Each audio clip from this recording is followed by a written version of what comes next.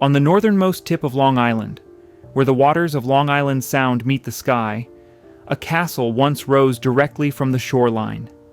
Its towers were white, its battlements medieval, and within its walls, a woman was planning a revolution. Beacon Towers stood at Sands Point for only 27 years. But in that brief existence, it lived 3 distinct lives. First as a suffragette fortress, built by one of the wealthiest and most controversial women in America, then as a retreat for a media mogul whose appetite for castles was insatiable, and finally as a legend, a ghost in American literature.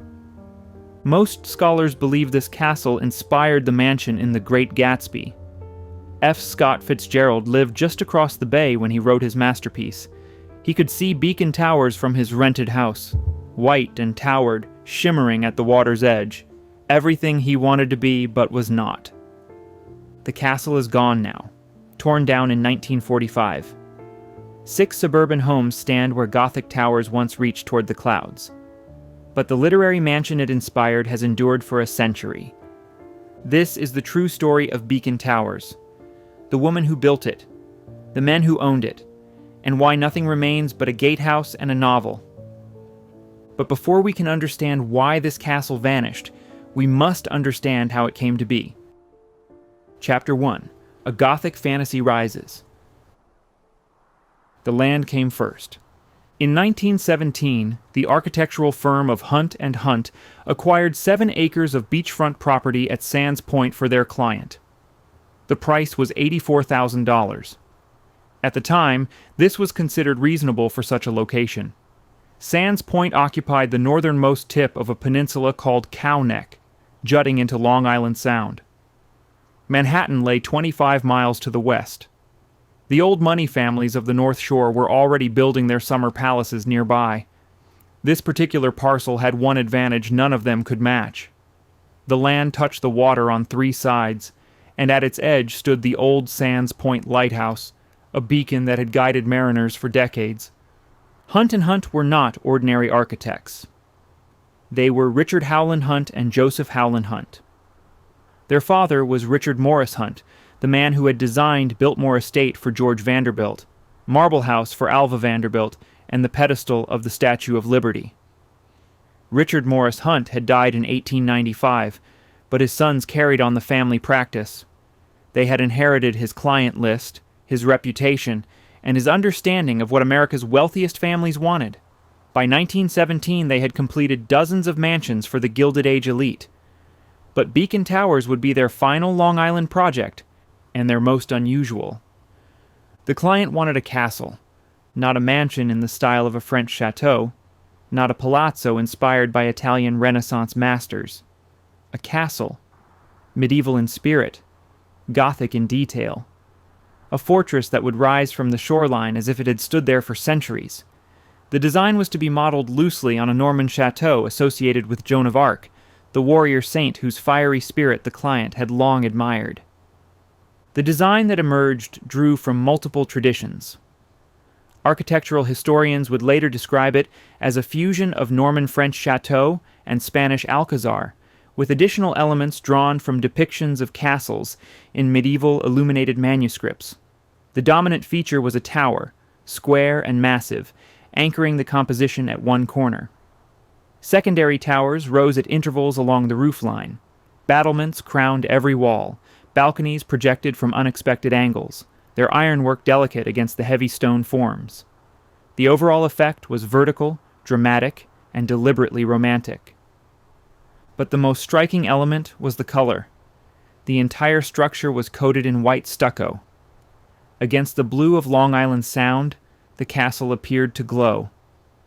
Contemporary observers noted that it seemed to emerge from the sea itself, with no lawn to soften the transition between water and wall. The extreme height of the building was left unbalanced by any surrounding landscape. This was intentional. The architects wanted the structure to overwhelm the eye. The exterior was deliberately left unadorned, no carved figures, no ornamental detailing. The visual drama came entirely from the massing of forms. Battlements, balconies, turrets, towers, and gables rose from all directions, creating a silhouette unlike anything else on the North Shore. To maintain privacy, a stone wall encircled the entire estate. The building contained approximately 100 rooms, spread across 5 stories. The principal rooms faced the water, their windows capturing views across the Sound toward Connecticut. A great hall occupied the center of the ground floor. Smaller parlors and reception rooms surrounded it. Above, the upper stories contained 15 master bedrooms and 12 servants' bedrooms. Service areas filled the wings and lower levels. The tower itself contained a sequence of private chambers, each more isolated than the last, culminating in a room at the very top with views in every direction. The name chosen for the estate referenced the lighthouse standing at its edge. Beacon towers, a signal fire for those at sea, and perhaps for the woman who built it, a signal of something else entirely. Construction began in 1917 and concluded in 1918. The timing was remarkable. America had entered the Great War in April of 1917. Building materials were scarce. Skilled labor was scarcer. Yet Hunt & Hunt delivered the completed castle in approximately 18 months. The cost of construction does not survive in any known records. The client was Alva Vanderbilt Belmont, and she had been building monuments to herself for 40 years. Chapter 2: The Woman Behind the Castle. She was born Alva Erskine Smith on January 17, 1853, in Mobile, Alabama. Her father was a cotton merchant. Her mother came from a family of politicians and military men. The Smiths were comfortable, but not wealthy. They were respectable, but not powerful. None of this would satisfy Alva. When the Civil War began, the family fled north. By 1861, they had settled in New York City. Her father went to Europe to continue his cotton brokering. Her mother ran a boarding house to support the family. For a girl who had grown up in relative privilege, this was a humiliation she would never forget. Alva learned early that money was the only protection that mattered, and she learned that a woman without money was a woman without power. Her education continued in France, at a boarding school in Neuilly-sur-Seine outside Paris. There she developed a taste for French architecture and aristocratic manners. She studied the great houses of Europe. She observed how the wealthy displayed their status through buildings, and she began to understand that architecture was not merely shelter. It was a weapon. Back in New York, her childhood friend Consuelo Iznaga introduced her to William Kissam Vanderbilt, grandson of the railroad tycoon Cornelius Vanderbilt. Willie, as he was known, was handsome, wealthy, and somewhat passive. Alva was none of these things except determined. On April 20th, 1875, they married at Calvary Church in New York City. She was 22. He was heir to one of the largest fortunes in America. The marriage gave Alva access to Vanderbilt money. It went to work immediately. While other society wives concerned themselves with guest lists and menus, Alva concerned herself with mortar and stone. Richard Morris Hunt was commissioned to design a mansion at 660 Fifth Avenue, a French Gothic chateau that would force New York society to acknowledge the Vanderbilt family. When the house was completed in 1882, she threw a costume ball so extravagant that even the formidable Mrs. Astor was compelled to attend. The Vanderbilts had arrived, and Alva had built their entrance. Marble House in Newport followed, completed in 1892. The interiors cost more than the construction. 36 servants staffed the house. The message was clear. Alva Vanderbilt could outbuild anyone. A friend of hers, Bessie Lear, later observed that Alva loved nothing better than to be knee-deep in mortar. This was not an exaggeration. By 1895, Alva had overseen the construction of some of the most ambitious private residences in America. She had opinions about every cornice and column, she argued with architects, she revised floor plans. In her own estimation, she was as qualified as any professional. She would later become one of the first female members of the American Institute of Architects. But her marriage was failing. William had been unfaithful for years.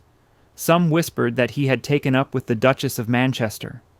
Others suggested he had hired a woman to pose as his mistress, hoping Alva would divorce him. Whatever the truth, Alva had had enough. In March of 1895, she did what no woman of her social standing had ever done. She sued for divorce. The scandal was immense. Divorce among the elite was virtually unheard of. It implied moral failure. It threatened financial ruin. It guaranteed social exile. Many jaws dropped in many drawing rooms across Manhattan, but Alva did not care about drawing rooms. She cared about victory. The court ruled in her favor. Custody of her 3 children was granted. Marble House remained hers outright. An annuity of $100,000 per year was secured, and a financial settlement reported to be in excess of $10 million completed the arrangement. In today's terms, this would be equivalent to several hundred million. Alva Vanderbilt was now Alva Vanderbilt, divorced, and she was one of the wealthiest women in America. Within 10 months, she had remarried.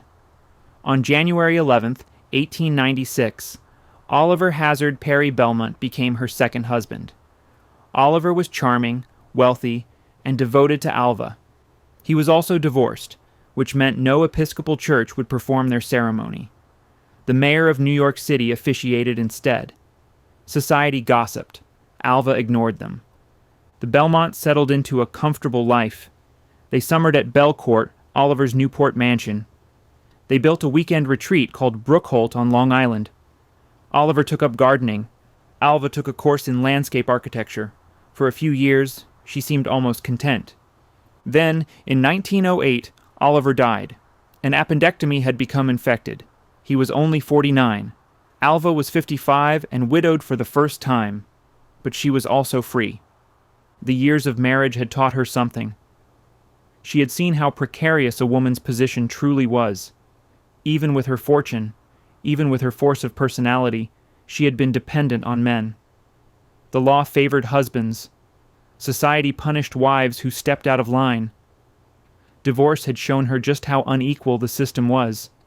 And now, with Oliver gone, she had the freedom and the resources to do something about it. By 1917, Alva Vanderbilt Belmont had built or owned more mansions than most architects would design in a lifetime. But Beacon Towers would be different. This would not be a house for entertaining society. This would not be a monument to her wealth. This would be a fortress, a headquarters, a castle dedicated to the cause that now consumed her life. The cause was women's suffrage. The castle would be named for Joan of Arc. Chapter 3. A Fortress for Freedom. The statue arrived before the castle was finished. Oliver Belmont had given it to Alva in 1902, a birthday gift in the form of a life-sized sculpture of Joan of Arc by the French artist Prosper d'Épinay. For years it had stood in their various homes, but Beacon Towers was built to house it. When the castle was completed, the sculpture became its centerpiece, positioned where every visitor would encounter it upon entering. Joan of Arc was not merely a decorative choice, she was a statement of intent. The medieval warrior who had led armies, defied kings, and burned at the stake, rather than renounce her convictions, represented everything Alva admired. Courage in the face of opposition, willingness to fight for a cause, refusal to submit to men who demanded her silence. The parallels were deliberate. Alva saw herself as a modern Joan, and Beacon Towers would be her stronghold. The interior reinforced this message at every turn. Vincent Aderente, a muralist trained under Edwin Blashfield, painted scenes from Joan's life across the castle walls. Female visitors at the time most often recalled the enormous painting on the main staircase depicting Joan burning at the stake. The determined face of the heroine gazed down at anyone ascending to the upper floors. The message was unmistakable. This was a house dedicated to women who refused to surrender. By this time, Alva had already spent nearly a decade building the infrastructure of a movement. The Political Equality Association, which she founded in 1909, supported politicians who backed suffrage in New York State. She had paid for the National American Woman Suffrage Association to relocate its headquarters to New York, covering moving costs and 2 years of rent. Across the city, she established 11 suffrage settlement houses, storefront offices in Manhattan, Brooklyn, the Bronx, and Long Island, where women could attend meetings, take public speaking classes, and organize. Her efforts to broaden the movement began in 1910 with the first attempt to integrate the suffrage cause in New York. Working with prominent African American club women, including Sarah Garnett and Frances Reynolds Kaiser, she funded the formation of a black branch of her Political Equality Association. She opened a suffrage settlement house in Harlem, and she began inviting African American women and immigrants to weekend retreats at her estate. When Beacon Towers was completed, these retreats found their permanent home. The castle became a refuge for those involved in the cause. Women traveled from across the country to spend weekends at Sands Point, strategizing in the paneled rooms, walking the grounds, debating tactics beneath the gaze of Joan of Arc. The National Woman's Party Conference of 1920 brought the movement's leaders together under one roof. The castle that had been designed as a medieval fantasy now functioned as a command center for political revolution. Alva's approach was militant. She had observed the tactics of Emmeline Pankhurst and the English suffragettes during a visit to London in 1909. Their willingness to court arrest, to generate publicity through confrontation, had impressed her deeply. She brought that spirit back to America. January of 1917 marked a turning point.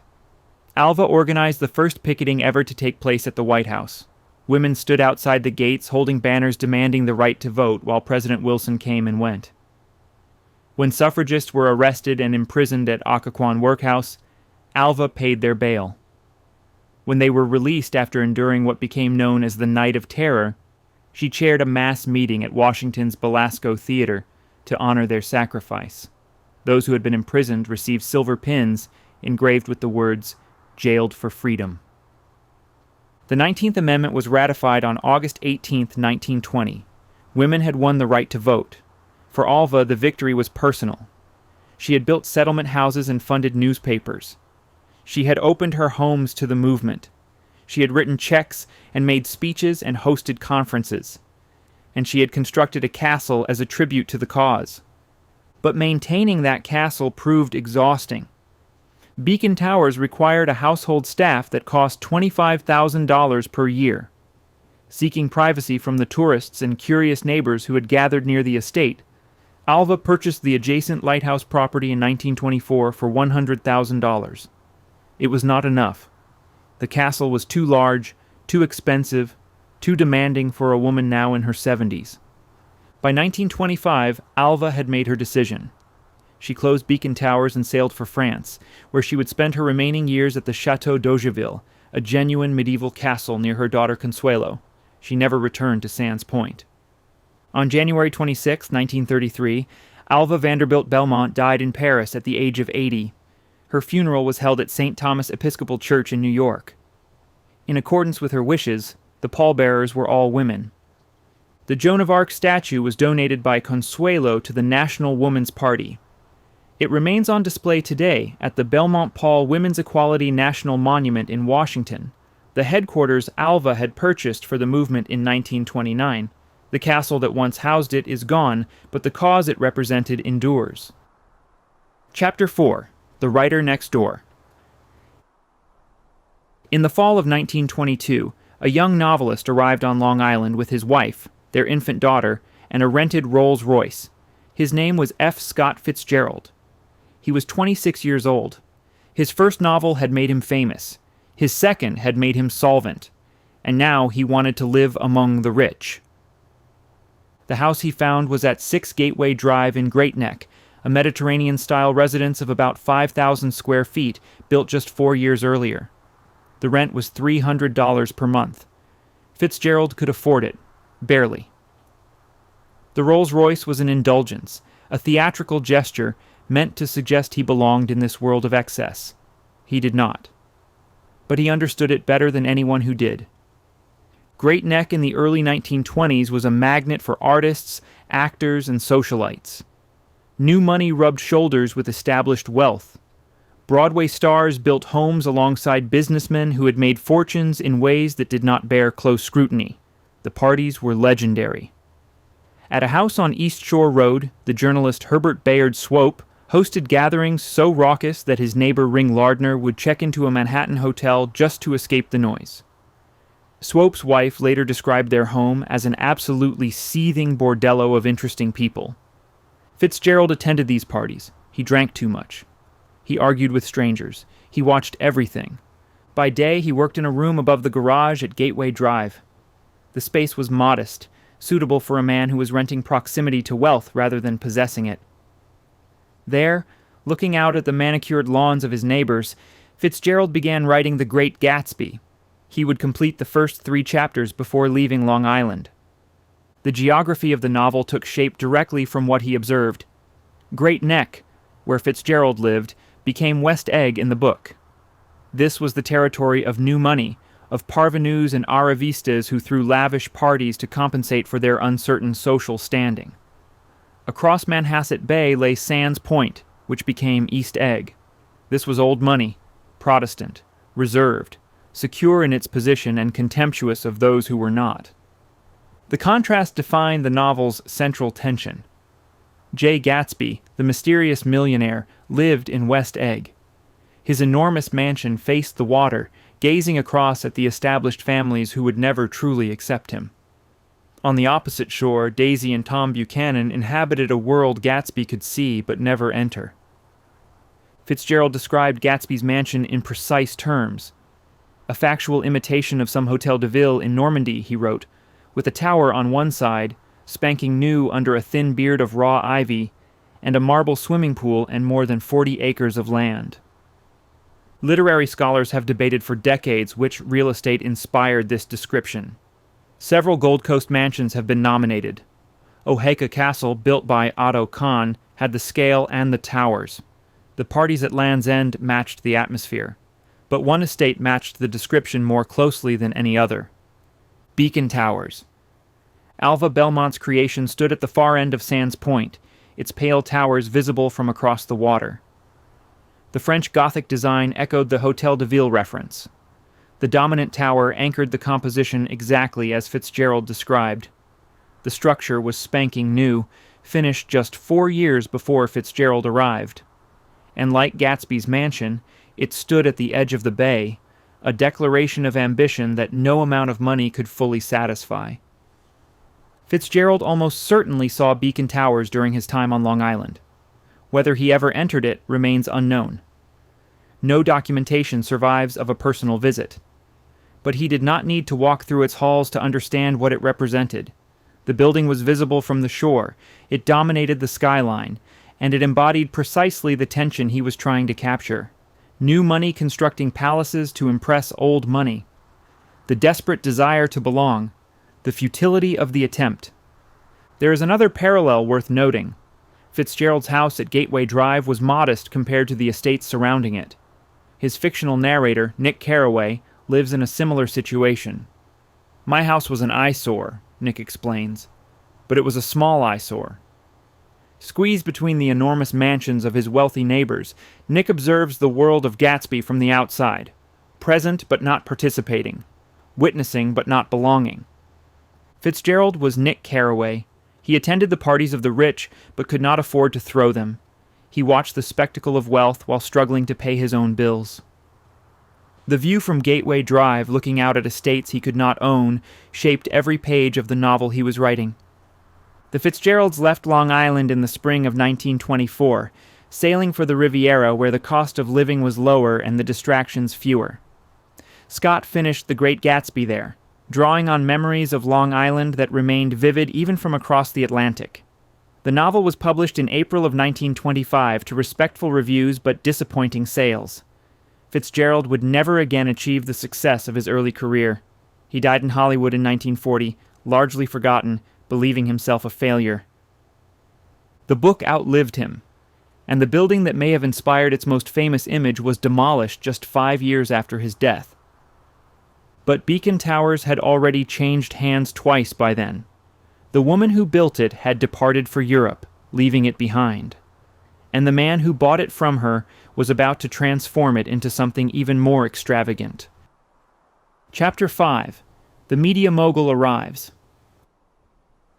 William Randolph Hearst wrote a check for $400,000 in 1927. With that single transaction, he acquired the grandest estate on Long Island. He was 64 years old and at the height of his power. His newspaper empire stretched from coast to coast. Mastheads in New York, Chicago, Los Angeles, San Francisco, and a dozen cities between all bore his name. Magazines, newsreels, and radio stations fell under his control. Politicians courted his favor and feared his wrath. When Hearst wanted something, he bought it, and he wanted everything. The appetite for acquisition was legendary. At San Simeon, his California estate, he had spent decades assembling a residence from pieces of European history. Entire rooms were dismantled in Spain and France and shipped across the Atlantic to be reconstructed on a hilltop overlooking the Pacific. Tapestries, armor, paintings, sculptures, choir stalls, ceiling beams, fireplace mantels. If it was beautiful and it was for sale, Hearst would find a way to own it. Warehouses held more art than he could ever display. Accountants struggled to keep track of what he had purchased. The need for quality, as one biographer noted, was matched only by a desire for quantity. Beacon Towers was a present for his wife. Millicent Veronica Wilson had married Hearst in 1903. She had given him 5 sons. She had tolerated his absences and his distractions. And for years she had watched as her husband's attention drifted toward a young actress named Marion Davies. By the mid-1920s, the separation was complete in all but legal terms. Hearst lived openly with Davies in California. He had recently built her an oceanfront mansion in Santa Monica, a sprawling compound where Hollywood royalty gathered for weekend parties. Millicent remained in New York, raising their children and maintaining the appearance of a marriage that existed only on paper. The estate at Sands Point was Hearst's gesture of compensation. A between-seasons home, the family called it. Millicent would use it during the spring and fall months when California was too far and Manhattan was too confining. The children would have a place to swim and sail, and Hearst himself would have one more property to add to his collection. One mansion for the mistress, one estate for the wife. He renamed it St. John's. The choice was curious. Alva Belmont had dedicated the property to Joan of Arc, filling it with murals and sculptures celebrating the warrior saint. Hearst kept the name even as he transformed everything else. Perhaps Millicent appreciated the symbolism. Perhaps Hearst simply did not care enough to change it. Either way, the woman who had built it as a headquarters for women's rights would have found dark irony in its new purpose. It had become a consolation prize for a wife whose husband preferred someone else. Hearst himself rarely visited. Contemporary accounts suggest he may never have lived there at all. When he traveled east, he stayed at the Ritz, or conducted business from his newspaper offices. Sands Point belonged to Millicent. She raised the boys there. She entertained guests in the Great Hall. She walked the grounds where suffragettes had once gathered to plan their revolution. For a brief period after the purchase, the family even lived in the keeper's house beside the lighthouse while the main residence was being prepared. The actor Cary Grant later claimed he was the only person welcomed at both households. He could visit Millicent at St. John's and Marion Davies in California without awkwardness. Everyone else had to choose sides. The Hearst marriage had fractured into 2 separate worlds, 3,000 miles apart, connected only by money and the refusal to divorce. For Millicent, the property offered something Alva would have understood: independence. Within its walls, she was not the abandoned wife of a philandering tycoon. She was the mistress of one of the most spectacular estates in America. She could set her own schedule, invite her own guests, live her own life. The parallel was not lost on those who knew the history. A house built by a woman who had divorced a Vanderbilt now sheltered a woman who would not divorce a Hearst. But Hearst could not leave any property unchanged. The instinct was always to improve, to expand, to add more. And Beacon Towers, for all its towered grandeur, did not meet his standards. Renovations would begin almost immediately. What emerged would be grander, brighter, and filled with treasures from across Europe. Alva's vision would soon be unrecognizable. Chapter 6. St. John's Castle. The transformation began with the roof. Hearst's workers raised it by several feet, breaking the smooth white profile that Alva Belmont had designed. Dormer windows appeared along every elevation, punching through the clean roofline that had once given the structure its ethereal quality. The windows throughout were enlarged. The entryway was remodeled, converting what had been a dramatic portal into a recessed doorway. Architect Charles Burge oversaw the exterior work. The interior fell to French and Company, the prestigious New York firm that specialized in providing period rooms for wealthy Americans who wanted to live surrounded by the European past. Alva had built a fantasy. Hearst intended to fill it with reality, or rather, with his version of reality, assembled from fragments of the actual European past. The pieces emerged from Hearst's vast inventory. He owned more art and architectural salvage than any museum in America. Entire rooms had been dismantled from palaces and chateaux across the continent, crated, shipped, and stored in facilities on both coasts. Ceilings, paneling, fireplaces, tapestries. The collection was so extensive that even Hearst himself could not remember everything he possessed. Now, finally, some of it would have a home. 16 rooms were essentially rebuilt from imported elements. 5 came from France, paneled in the styles of the Régence, Louis XV, and Louis XV periods. One room had been salvaged from the ruins of the Château de Saint-Cloud, the royal residence outside Paris that had been destroyed during the Franco-Prussian War. Another, called La Fontaine Room, featured a Beauvais tapestry stretching 23 feet across its principal wall. 4 hand-carved Gothic ceilings arrived from unnamed French sources. A fireplace described in contemporary accounts as extraordinary medieval stone dominated one of the reception rooms. A Gothic sculptured stone altarpiece anchored another. 6 more rooms came from Britain. 2 dated to the 16th century. 4 others reflected the taste of the Georgian era. The most impressive were a pair of oak-paneled chambers salvaged from Hamilton Palace in Scotland, one of the great aristocratic houses that had been demolished in the 1920s, when death duties forced its owners to sell. The living room featured the Hamilton oak with black and white marble fireplaces. The dining room displayed paintings by Sir Joshua Reynolds, alongside gold consoles and mirrors acquired from a mansion near London. The Great Hall received a particularly theatrical treatment. Suits of armor lined the walls. A female reliquary bust occupied a place of honor. A 15th-century carved oak figure of a saint stood watch. The effect was less residence than museum, less home than stage set. And because the Hearsts were devoted to Hollywood, they added a movie theater. The Joan of Arc murals that Alva had commissioned were largely removed. Vincent Adorente's carefully painted scenes of the warrior saint, the staircase mural of Joan burning at the stake, the frescoes celebrating female courage.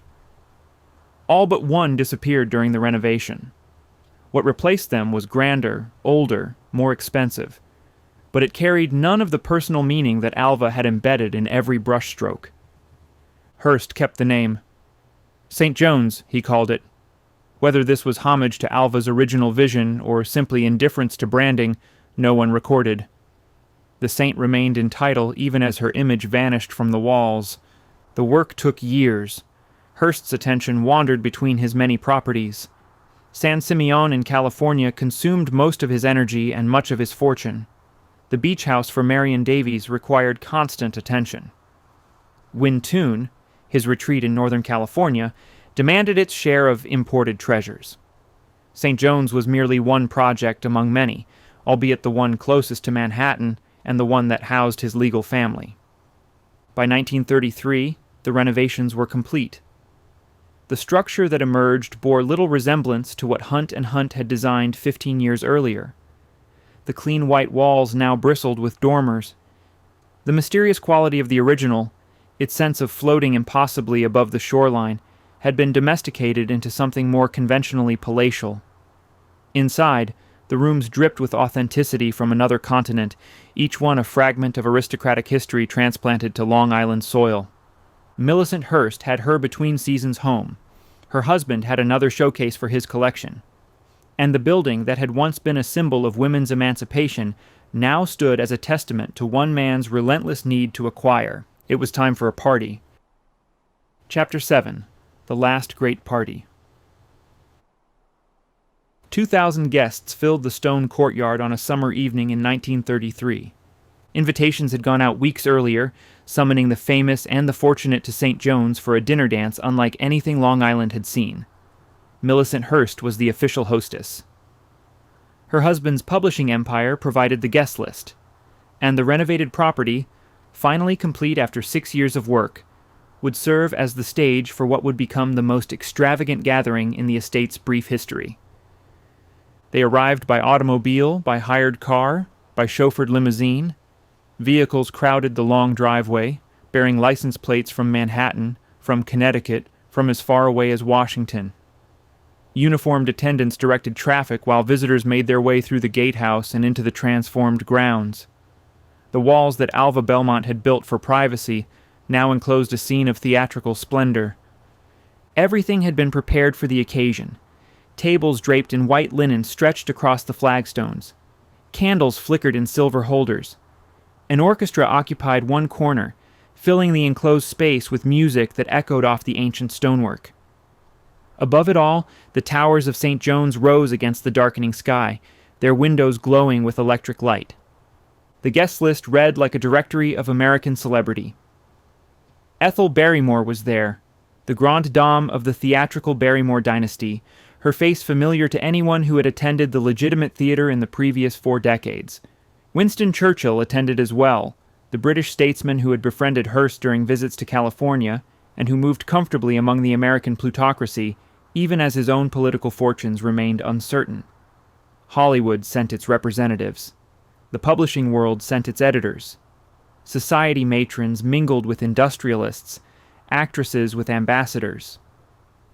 This was the world that William Randolph Hearst had built. Not just the physical structure with its imported ceilings and salvaged fireplaces, but the social architecture that allowed a newspaper publisher to summon 2,000 of the most prominent people in America to his wife's Long Island residence. Hearst understood that power was not merely about owning newspapers or radio stations. It was about creating a gravitational field so strong that everyone who mattered felt compelled to orbit within it. Dancing continued past midnight. Champagne flowed freely. Prohibition still technically applied, but enforcement had become a joke, and everyone knew the constitutional amendment would be repealed before the year ended. Those assembled drank without pretense, celebrating in the shadow of towers built by a suffragette who had once railed against the moral corruption of the wealthy classes. If any irony registered, no one recorded it. Outside the walls, America was enduring its 4th year of economic catastrophe. Unemployment had reached 25%. Banks had failed by the thousands. Bread lines stretched around city blocks. Franklin Roosevelt had been president for only a few months, and his New Deal programs were just beginning to take shape. The gathering at St. John's existed in a bubble, insulated from the suffering that defined daily life for millions of Americans. But bubbles eventually burst. Hearst himself was not immune to the Depression's effects. His publishing empire, once seemingly invincible, had begun to hemorrhage money. Advertising revenues had collapsed. Circulation declined. The obsessive acquisition that had filled his properties with imported treasures had been financed largely through corporate funds, and the corporations were no longer generating the profits they once had. Bills were coming due. The dinner dance was a statement of defiance. Look at what we have built. Look at how we live. The Depression cannot touch us here. But the defiance was hollow, and Hearst must have known it. Within a few years, he would be forced to sell pieces of his art collection to stay solvent. The treasures he had accumulated with such care would be dispersed at auction, scattered to museums and private collectors who recognized the desperation behind the sales. For one night, though, none of that mattered. The orchestra played. Dancing continued. Candles guttered in their holders. And St. John's achieved its fullest expression as a celebration of wealth, of power, of the enduring human desire to build something magnificent and fill it with beautiful things. Ethel Barrymore would remember the evening fondly. Churchill would return to England and eventually to Downing Street. The others would scatter back to their various lives, carrying memories of a summer night when the Depression seemed very far away and the estate on the Sound seemed eternal. It was the last great gathering the property would ever host. The decline had already begun. Chapter 8. The Empire Crumbles. The unraveling began 4 years after the party.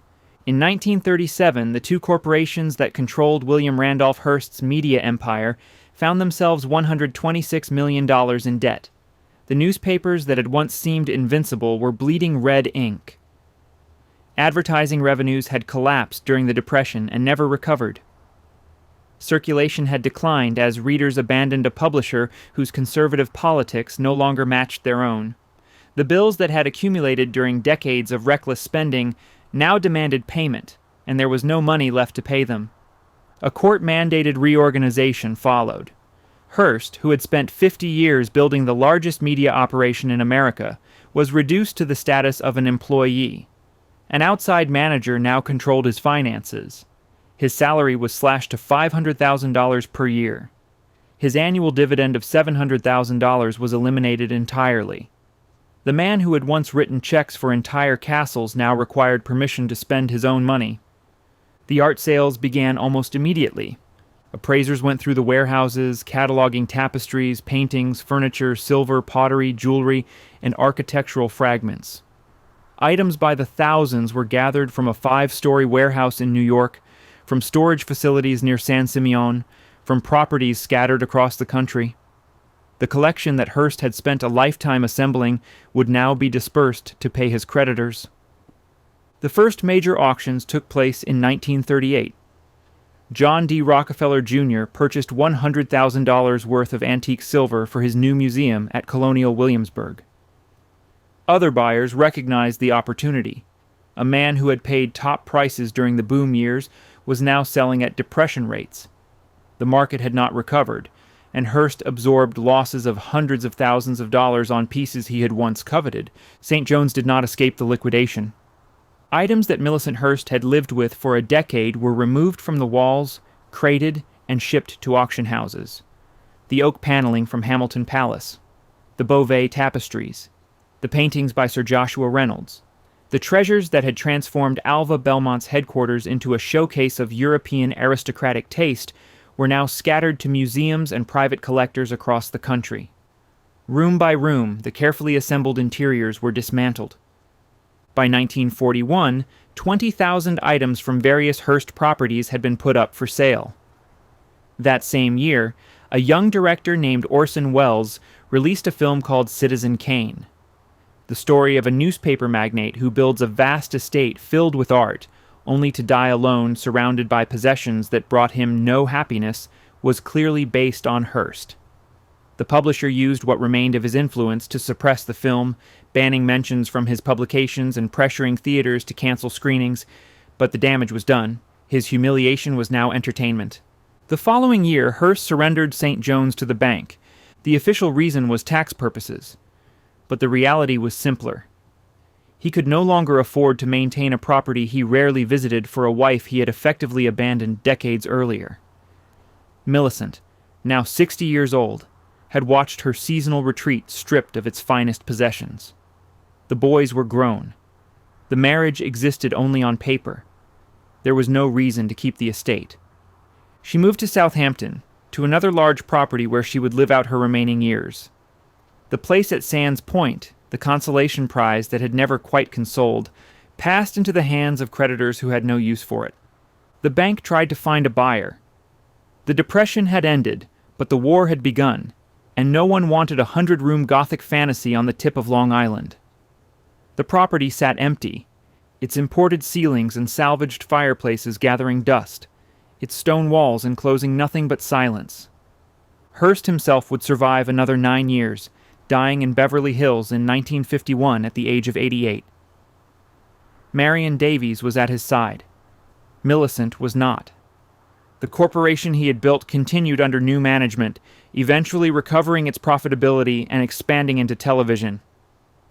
His descendants remain wealthy to this day, but St. John's would not survive. The building that Alva Belmont had constructed as a fortress for women's rights, that Hearst had filled with the plundered treasures of Europe, that had hosted 2,000 guests on a single summer evening when the Depression seemed impossibly distant, now stood abandoned on a peninsula where no one wanted to live. Its final chapter was about to begin. Chapter 9. 27 years. In 1945, the wrecking crews arrived at Sands Point. The war in Europe had ended in May. The war in the Pacific would end in August. America was turning its attention from destruction abroad to construction at home. Soldiers were returning by the millions, looking for houses, looking for land, looking for places to raise the families they had dreamed about in foxholes and on ships. The old estates of the wealthy, with their sprawling acreage and impossible maintenance costs, suddenly seemed like obstacles to progress rather than monuments to achievement. The bank that held the mortgage on St. John's had tried for 3 years to find a buyer. No one wanted a 100-room medieval revival that required a staff of dozens to maintain. The age of such places had passed. A realtor finally purchased the property, not to preserve it, but to subdivide it. The land was worth more as building lots than the structure was worth as a home. The demolition cost $10,000. For that sum, workers dismantled what Alva Belmont had spent years imagining, what Hunt and Hunt had labored to design, what craftsmen had constructed from white stucco and imported stone. The towers that had once risen against the sky came down. The walls that had enclosed suffragette meetings and Hearst parties collapsed into rubble. The rooms that had held Beauvais tapestries and Hamilton Palace paneling, now long since stripped and sold, were reduced to debris. It took less time to destroy than it had taken to build. The structure had stood for 27 years. Less than 3 decades separated its completion from its obliteration. In architectural terms, it was barely middle-aged. Buildings from the same era still stand throughout New York and New England, still housing families, still serving purposes their builders never imagined. But Beacon Towers, for all its grandeur, had no protector when the demolition began. Alva Belmont had died in Paris 12 years earlier, in 1933. She never saw what became of her castle. Hearst was still alive, diminished and dependent on others, living out his final years in California with Marion Davies. Millicent had moved on to Southampton. The 5 Hearst sons had scattered to their own lives. No one with any connection to the building's history stepped forward to save it. 8 houses rose on the cleared land, arranged along a new street called Sands Light Road. They were substantial homes by normal standards, but modest compared to what had preceded them. 6 of those houses remain today, occupied by families who may or may not know that their property once held something extraordinary. The gatehouse survived. It still stands at the entrance to what was once the estate, converted now into a private residence. The lookout tower with its tolling clock remains. Visitors who know what to look for can still see it, a fragment of the original vision preserved, while everything else vanished. The carriage house design, the architectural details that Hunt and Hunt included even in the auxiliary buildings, endure where the main structure could not. Scattered through the woods, other remnants persist. Sections of the garden walls that Alva built for privacy. The ruins of the garage. Fragments of old towers, broken and overgrown, barely recognizable as parts of something that was once whole. The landscape has largely reverted to woodland, accessible only through paths that wind through private property. In 2004, the co-founder of Arizona Iced Tea purchased a 2-acre plot of the original estate. He and his wife built a 30-room chateau-inspired mansion on the site, completed in 2007. The new house pays homage to what came before, its design echoing the medieval fantasy that Alva had pursued nearly a century earlier. History does not repeat, but sometimes it rhymes. The lighthouse that gave Beacon Towers its name still stands as well. The Sands Point light, which Alva purchased in 1924 for privacy, remains on the peninsula, its beacon dark but its structure intact. It has passed through private hands for a century now, a survivor like the gatehouse, outlasting the castle it was meant to complement.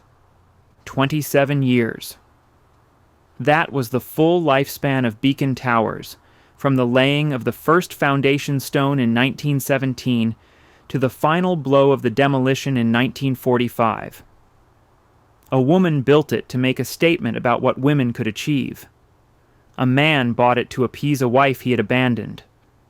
A bank took it when the bills came due. A developer erased it because the land beneath was worth more than the dream above. The green light that Gatsby watched across the water, the symbol of everything he wanted and could never have, flickered and went dark. But not entirely. Chapter 10. What Remains. Drive through the iron gates at Sands Point today, and you enter a different world. The peninsula that once held Beacon Towers is now a quiet residential enclave. The houses along Sands Light Road are handsome and well-maintained, worth millions in the current market. Their lawns slope down toward the water. Their views encompass the same stretch of Long Island Sound that Alva Belmont surveyed from her towers a century ago. Most visitors would never guess that something extraordinary once occupied this ground. But traces survive for those who know where to look. The gatehouse stands at the entrance, converted into a private residence but still recognizable. The lookout tower with its tolling clock remains. The carriage house design that Hunt and Hunt created for the auxiliary buildings endures, a fragment of the original vision preserved in stone and slate. Walk past it and you are walking where suffragettes once gathered, where Hearst's limousines once lined up, where the famous and powerful once arrived for parties that lasted until dawn. In the woods beyond the modern houses, sections of the old garden walls persist. The ruins of the garage hide among the trees. Fragments of towers, broken and overgrown, sit on private property where few visitors venture. The landscape has returned to something approaching wilderness, as if nature were slowly reclaiming what ambition had briefly seized. The lighthouse endures as well. The Sands Point light that Alva purchased in 1924 to ensure her privacy still stands on the peninsula, its beacon dark but its structure sound. It has remained in private hands for a century, passing from owner to owner, outlasting the castle whose name it inspired. But the most enduring remnant is not physical at all. In 2013, director Baz Luhrmann released his adaptation of The Great Gatsby. Before filming began, his production team visited Sands Point to research the look and feel of Fitzgerald's world. They studied photographs of Beacon Towers. They absorbed the atmosphere of the Gold Coast. And when they designed Jay Gatsby's mansion for the screen, they created something that residents of Sands Light Road immediately recognized. The film's production designer, Catherine Martin, later explained the connection. Looking at images of Beacon Towers, she said, "There was something that gave it the feel of a fairy tale castle." Luhrmann referenced that quality deliberately. Gatsby was building a fantasy, and the fantasy needed to look like one. The movie mansion shares the same cluster of turrets, the same arched windows, the same cream-colored facade that Beacon Towers once displayed. One current resident of the former estate told reporters he watched the film twice because he could not believe the resemblance. Standing on his lawn, looking across the water toward what Fitzgerald called East Egg, he said you could almost see the flicker of Gatsby's green light. The novel itself has never stopped selling. Published in April of 1925 to modest reviews and disappointing sales, it languished for years before finding its audience. Fitzgerald died in 1940 believing himself a failure, his masterpiece largely forgotten. But the book outlived him, as it outlived the woman who built Beacon Towers and the man who filled it with the treasures of Europe. By the centennial of its publication in 2025, The Great Gatsby had sold tens of millions of copies and secured its place among the essential American novels. Alva Belmont's legacy proved equally durable. The 19th Amendment she fought for remains the law of the land. The Joan of Arc statue she commissioned, the one that once stood in her castle, now resides at the Belmont Paul Women's Equality National Monument in Washington. The cause she championed did not end with her death in 1933. It continued, evolved, expanded. The right to vote that seemed radical in 1910 is now so fundamental that most Americans cannot imagine a time when half the population was denied it. The building is gone. The woman who built it is gone. The man who transformed it is gone. The novelist who immortalized it died believing he had failed. Yeah, but what they created together, in ways none of them intended, persists. The green light. At the end of The Great Gatsby, Nick Carraway stands on the beach and watches the green light that burns at the end of Daisy's dock. It is the light that Gatsby watched night after night, the symbol of everything he wanted and believed he could reach if only he stretched far enough. Fitzgerald wrote that we beat on, boats against the current, borne back ceaselessly into the past. Beacon Towers was a green light of its own. For Alva Belmont, it represented the future she was building for women who would come after her. For William Randolph Hearst, it represented one more acquisition in a lifetime of acquiring. For Fitzgerald himself, glimpsing its towers from across the water, it represented the impossible glamour of wealth he could observe but never quite possess. For all of them, it was a dream made physical, a fantasy rendered in white stucco and imported stone. The dream did not last. Buildings fall. Fortunes collapse. The people who seemed so permanent in their moment become names in history books, then footnotes, then forgotten entirely. The 27 years that Beacon Towers stood on Sands Point were a blink in architectural time, barely long enough for the ivy to take hold before the wrecking crews arrived. But something remains. A gatehouse that keeps watch. A lighthouse that marks the point. Walls in the woods that trace the boundaries of what was once extraordinary. A novel that continues to sell, a century after its author died in obscurity. A constitutional amendment that guarantees the rights a stubborn woman in a castle once demanded. A film that shows audiences what the vanished towers might have looked like, rising pale against the sky. We beat on against the current. We reach for the green light. And sometimes, in ways we never expect, the light reaches back.